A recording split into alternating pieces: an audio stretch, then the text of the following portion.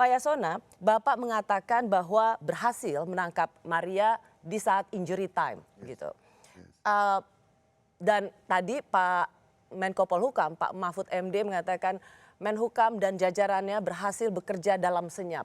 Jadi ada situasi dalam senyap dan ada situasi injury time. Bagaimana menceritakan situasi ini? Dalam senyap memang MPL lah, Maria Pauline Lumowa ini sudah ditangkap di Bandara Nikola Tesla waktu dia masuk ke Serbia. 16 Juli 2019 ya. Kemudian oleh Interpol mereka diberitahu karena namanya MPL masih dalam red notice. Segera sudah ditangkap, langsung otoritas Serbia memberitahu kepada kita dan langsung Bareskrim meminta ya, meminta kita untuk menyurati pemerintah Serbia agar yang bersangkutan ditahan. Memang prosedurnya kan ditahan dulu. Dan kemudian kita kirim surat ya untuk melakukan permintaan penahanan kepada Maria Lumowa. Ini 25 Juli kita minta provisional arrest. Kemudian 31 Juli kita minta lagi supaya dia ekstradisi ke Indonesia. Tanggal 31 Juli diekstradisi ke Indonesia.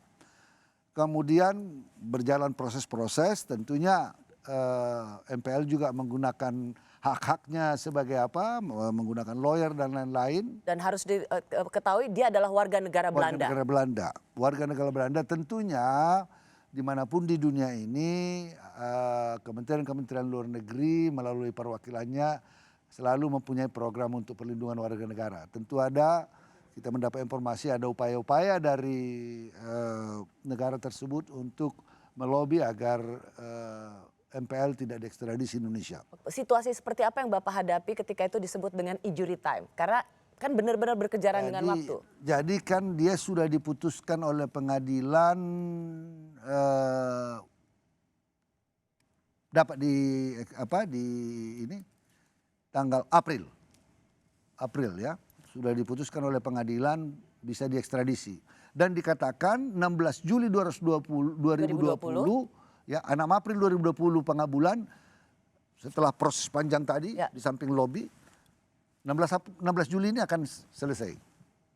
Kalau tidak berarti dia masa penahanannya selesai, maka dia demi hukum harus dilepaskan oleh pemerintah Serbia. Sebentar. Jadi dia kan Bapak meminta untuk diekstradisi. Itu masuk ke pengadilan Serbia dan itu diterima? Diterima. Setelah banding juga 16 Juli tentu upaya kita dengan otoritas Menteri Kehakiman ya terus berjalan dan kita minta supaya kita tentu data-data tentang itu kita sampaikan supaya memang pengadilan mengabulkan permohonan ekstradisi kita. Di samping sebelumnya juga Indonesia pernah mengabulkan permohonan ekstradisi Serbia. Ya, jadi hubungan baik ini menjadi bagian.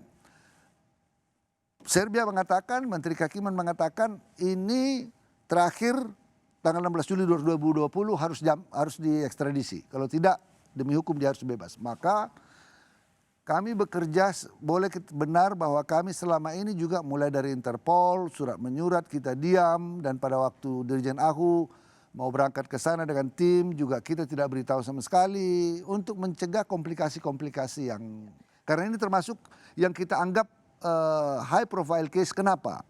Waktu di Singapura kita minta tidak dapat. Waktu di Belanda 2 kali kita minta untuk melalui mutual legal assistance agar diekstradisi tidak berhasil. Maka kita berpikir ini memang harus betul-betul kita kerjakan secara rapi dan baik. Dan memerlukan koordinasi yang baik antara seluruh stakeholders penegak hukum kita. Jadi kalau 16 Juli pemerintah Indonesia tidak menjemputnya, maka dia bebas.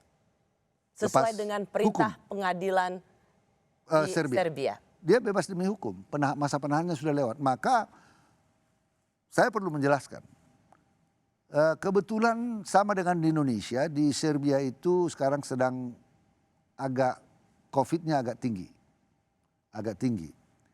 Memang bulan Mei dibuka PSBB-nya, semacam PSBB-nya udah mulai pada waktu kami terbang hari Sabtu, sudah di udara beberapa jam,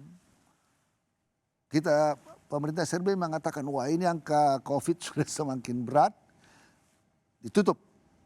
Tidak ada lagi penerbangan. Kami sudah di udara. Untunglah Pak Dubes mengatakan, bagaimana ini kita sudah di udara dan ini juga ada batas waktu yang harus kita penuhi. Melalui hubungan yang baik dan langsung berhubungan dengan otoritas high level di sana, akhirnya kita diizinkan mendarat. Ya. Dan saya harus mengapresiasi apa yang dilakukan oleh pemerintah Serbia. Kami betul-betul diberikan fasilitas protokoler yang sangat baik. Oke. Bagaimana kalau akhirnya bisa ketemu dengan Maria Lumowa dan ternyata dia positif COVID? Itu yang saya berdoa sepanjang hari. Sebelum dia masuk ke pesawat dan kami bawa, saya khawatir sekali kalau seandainya dia dites COVID, tentunya kami tidak boleh bawa dia. Demi hukum tanggal 16 Juli dia akan lepas. Ini ya satu blessing yang sangat besar. Satu blessing yang sangat besar. Pada waktu siang kita akan berangkat, otoritas Serbia mengatakan akan ada penyerahan di bandara jam 2. Saya menuju bandara dengan tim dari bandara juga, dan dibuat surat keterangan bahwa dia sehat walafiat dan bebas COVID. Karena persyaratan terbang juga ke Indonesia masuk harus ada surat keterangan bebas COVID. Kalau dia misalnya waktu itu memang positif COVID, selesai sudah dan dia akan bebas. Bebas. Karena minimal 2 minggu kan.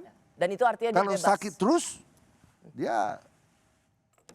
Jadi memang ini yang kita sebut injury time.